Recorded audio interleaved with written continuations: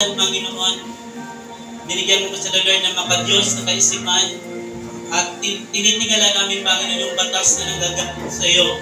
Hindi, Lord, yung batas ng tao, Panginoon, O God, kundi yung batas na nanggagaling sa iyo, Lord, siya yung magbigay sa amin, Lord, ng kalakasan, Panginoon, O God, yung tunay na batas, Panginoon, na kung minsan minamali ng tao.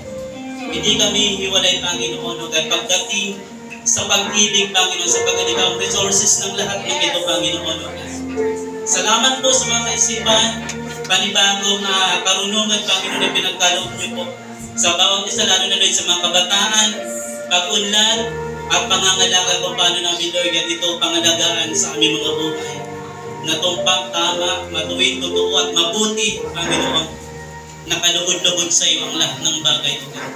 Salamat po, makasama po namin sila. Hindi lamang sa mga panahon ito, O God, maging sa mga activities